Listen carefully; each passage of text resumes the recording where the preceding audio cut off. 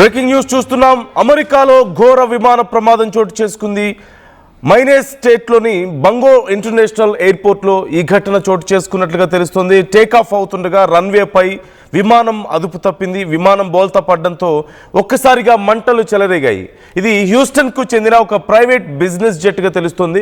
మంచు తుఫాన్ ఫెర్న్ కారణంగానే ఈ ప్రమాదం జరిగింది అంటూ ప్రాథమికంగా అంచనా వేస్తున్నారు. ప్రమాదం జరిగిన సమయంలో దాదాపుగా వాతావరణం -16 డిగ్రీల సెల్సియస్గా ఉన్నట్లుగా తెలుస్తోంది. ఈ ప్రమాద సమయంలో విమానంలో 8 మంది ప్రయాణికులు ఉన్నారు. ప్రమాదం జరిగిన వెంటనే బంగోర్ ఎయిర్పోర్ట్ను మూసివేశారు. ఇప్పటికే ఫెడరల్ ఏవియేషన్ అడ్మినిస్ట్రేషన్ అక్కడ దర్యాప్తు ప్రారంభించినట్లుగా తెలుస్తోంది. నేషనల్ ట్రాన్స్పోర్టేషన్ సేఫ్టీ బోర్డు కూడా సాంకేతిక లోపం తలెత్తిందా లేదా వాతావరణమే కారణం అనే కోణంలో ఇప్పుడు దర్యాప్తు చేస్తున్నట్లుగా తెలుస్తోంది.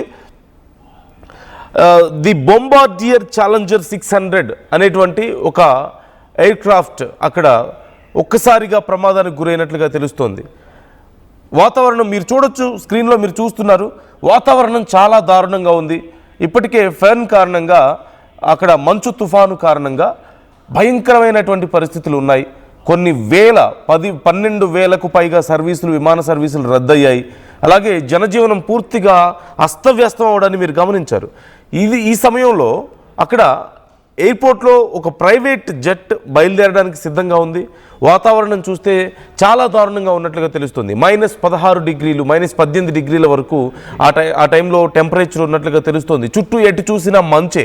కొన్ని ఎమర్జెన్సీ కండిషన్స్ వల్ల వాళ్ళు ఇక టేకాఫ్ అవ్వాల్సిన అవసరం వచ్చింది.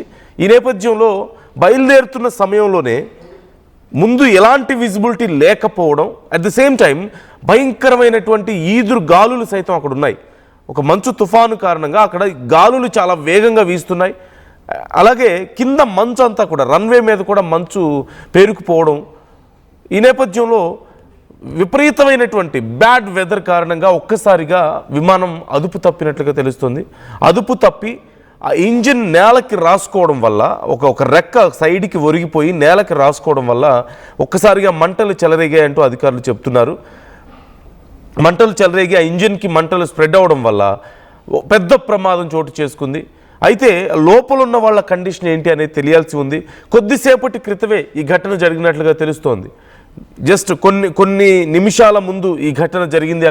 ప్రస్తుతం అక్కడ విచారణ జరుగుతున్నట్లుగా తెలుస్తుంది. అలాగే ఈ ఘటనకు సంబంధించి లోపల ఉన్న వాళ్ళ కండిషన్ ఏంటి అనేది తెలియాల్సి ఉంది. ఇంత పెద్ద ప్రమాదం నుంచి అందరూ సేఫ్గా బయటపడ్డారు అని అయితే తెలియడం లేదు.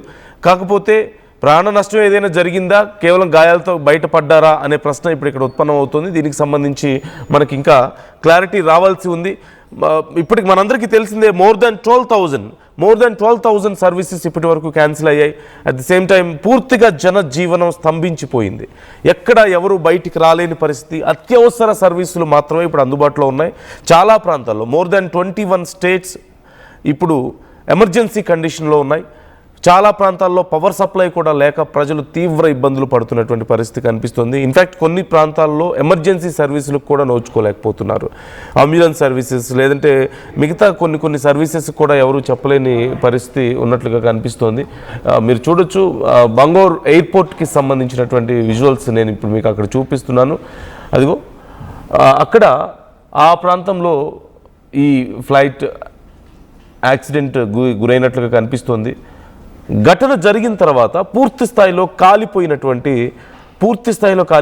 ఆ ఫ్లైట్కి సంబంధించిన ప్రైవేట్ జెట్కి సంబంధించినటువంటి ఫొటోస్ మీరు చూస్తున్నారు. అండ్ లాంగ్ వ్యూలో మీకు కనిపిస్తుంది. It's very clear. ఎదుగో మీకు చూడొచ్చు. లాంగ్ వ్యూలో మీరు చూస్తే భారీ ఎత్తున ఎగిసిపడుతున్నటువంటి మంటలను మీరు చూడొచ్చు. అండ్ వెదర్ కండిషన్స్ కూడా, so there is no visibility. చాలా క్లియర్గా అక్కడ అంతా కూడా మంచు, ఎటు చూసినా సరే మంచుతో కప్పబడి ఉన్నటువంటి పరిస్థితి కనిపిస్తోంది. And one of the major abstract ఇక్కడ మంచు కురవడం అనేది కొంతవరకు సమస్య అయినప్పటికీ మంచు తుఫానుగా మారడం అనేది అతిపెద్ద సమస్య. మంచు తుఫాను సమయంలో గాలులు చాలా విపరీతంగా వీస్తూ ఉంటాయి. సుమారుగా 80 కిలోమీటర్ల నుంచి 120-150 కిలోమీటర్ల వేగంతో కూడా కొన్ని ప్రాంతాల్లో గాలులు వీస్తున్నట్లుగా తెలుస్తుంది. దానివల్ల ఇక ఈ జెట్స్కి ఎగరడం చాలా కష్టంగా ఉంటుంది. ఇప్పుడు ఎయిర్ సర్వీసెస్ అన్నీ నిలిపివేయడానికి ప్రధాన కారణం కూడా ఇదే కదా, lack of visibility, very dangerous weather conditions. And especially air ఎటువైపు నుంచి అంటే ఎయిర్ ఫ్లో ఏ విధంగా ఉంది అనేది ప్రిడిక్ట్ చేయడం చాలా కష్టంగా మారింది. ఇమ్మీడియట్గా ఎయిర్ డైరెక్షన్స్ మార్చుకుంటడం, ఫ్లో డైరెక్షన్స్ మార్చుకుంటూ ఉండడం, దట్టు చాలా ఓవర్ స్పీడ్లో ఉండడం. 80 to 120, 130 కిలోమీటర్ స్పీడ్ అంటే ఖచ్చితంగా it's not easy to fly. ఆ సమయంలో పెద్ద పెద్ద ఫ్లైట్స్ సైతం చాలా ఇబ్బందులు పడేటువంటి అవకాశం ఉంటుంది. డ్యూ టు సమ్ ఎమర్జెన్సీ వీళ్ళు ఇక తప్పనిసరి పరిస్థితిలో బయలుదేరాల్సి వచ్చినట్లుగా తెలుస్తుంది. అయితే ఇట్స్ ఏ బొంబార్డియర్ ఛాలెంజర్ 600 అంటూ తెలుస్తోంది. అక్కడి టైం ప్రకారం చూస్తే అరౌండ్ 7:45 PM, అంటే అక్కడి సమయం ప్రకారం చూస్తే మనకి కొద్దిసేపటి క్రితమే జరిగినట్లుగా చాలా క్లియర్గా తెలుస్తోంది. సో ఇంకా లోపల ఉన్న వాళ్ళ పరిస్థితి ఏంటి? ఇప్పటికి అందుతున్నటువంటి సమాచారం ప్రకారం అయితే తీవ్ర నష్టం జరిగింది అంటూ అధికారులు చెప్తున్నారు. కాకపోతే ప్రాణ నష్టం దాకా వెళ్ళిందా లేకపోతే గాయాలతో బయటపడ్డారా అనేది తెలియాల్సి ఉంది. Once again you can see there పూర్తిగా కాలిపోయినటువంటి జెట్కి సంబంధించినటువంటి ఫొటోస్ మీరు చూడొచ్చు. లాంగ్ వ్యూలో పెద్ద ఎత్తున ఎగిసిపడుతున్నటువంటి మంటలు. జెట్ బయలుదేరడానికి ముందు అక్కడ మీరు చూడొచ్చు వెదర్ ఎంత దారుణంగా ఉంది అనేది. You can't see anything. అక్కడ కొద్ది దూరంలో ఉన్నవి కూడా ఏమీ కనిపించిన పరిస్థితి. అంత పెద్ద ఫ్లైట్ కూడా కనిపించడం లేదంటే కనీసం. You can imagine how horrible it is అనేది. ఇప్పటికే 21 రాష్ట్రాల్లోనూ పూర్తిగా జనజీవనం స్తంభించిపోవడం, కొన్ని ప్రాంతాల్లో సుమారుగా 4 నుంచి 6 అడుగుల ఎత్తు వరకు కూడా మంచు పేరుకుపోయినట్లుగా తెలుస్తుంది.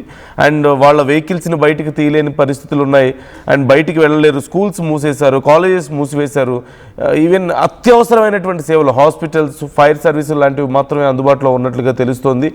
అలాగే రెగ్యులర్గా రోజువారీ పనులు చేసుకొని జీవనం సాగించే చాలామంది ఆకలితో అలమటిస్తున్నారు. వి నో ఒక 5 years బ్యాక్ ఇలాంటి ఒక పరిస్థితి మనం చూసాం యుఎస్లో. భయంకరమైనటువంటి స్టార్మ్ కారణంగా అప్పుడు కొన్ని వేల మంది ప్రాణాలు కోల్పోయారు. వన్స్ అగైన్ అంతకంటే భయంకరమైనటువంటి స్టార్మ్ ఇక్కడ మనకు కనిపిస్తుంది. సో మరొక 2 రోజుల పాటు, ఈరోజు రేపు కూడా చాలా ఉధృతంగా, నిన్న మొన్నటి కంటే కూడా, సాటర్డే సండే కంటే కూడా మండే ట్యూస్డేలో మరింత ఉధృతంగా ఉండే అవకాశం ఉంది ఈ తుఫాను ప్రభావం అంటున్నారు. అండ్ తర్వాత ఎలా ఉండబోతుంది అనేది ఇంకా అంచనా వేయడం కూడా కష్టంగా మారింది. కేవలం ఈ 2 రోజులకు సంబంధించినటువంటి అంచనాలు మాత్రం ఇప్పటివరకు వచ్చాయి. అండ్ మరింత పెరుగుతుంది అని వస్తున్నటువంటి ఈ ప్రిడిక్షన్స్తో చాలామంది మరింత భయాందోళనకు గురవుతున్నటువంటి పరిస్థితి కనిపిస్తోంది. అందరూ ఆఫీసులు మానుకొని ఇళ్ళలో కూర్చోవాల్సిన పరిస్థితి. స్కూల్స్, కాలేజెస్ అన్నీ క్లోజ్ చేసేసారు. ఈవెన్ గవర్నమెంట్ ఆఫీసులు సైతం అత్యవసరమైన ఆఫీసులు మాత్రమే అక్కడ రన్ అవుతున్నటువంటి పరిస్థితి కనిపిస్తోంది. ప్రజలు ఎవరు అత్యవసరమైతే తప్ప బయటికి రావద్దని చెప్తున్నారు. అండ్ చాలా ప్రాంతాల్లో ఇప్పటికీ అధికారులు సూచిస్తున్నారు, మీరు ఈ ఫ్యూయల్ లేదంటే బ్యాటరీస్ రెడీగా ఉంచుకోండి, పవర్ సప్లై ఏ క్షణమైనా ఎప్పుడైనా పోయే అవకాశం ఉంది అని చెప్తున్నారు. పవర్ సప్లై లేకపోవడం వల్ల చాలా హాస్పిటల్స్ కూడా ప్రమాదం తలెత్తున్నట్లుగా తెలుస్తుంది. They can't even supply power to hospitals also. కొన్ని ప్రాంతాల్లో అంత దారుణంగా ఉన్నట్లుగా తెలుస్తుంది. So try to comment your opinions. ఈ ఘటనకు సంబంధించి ఎప్పటికప్పుడు మేము డీటెయిల్స్ అందిస్తూ ఉంటాం.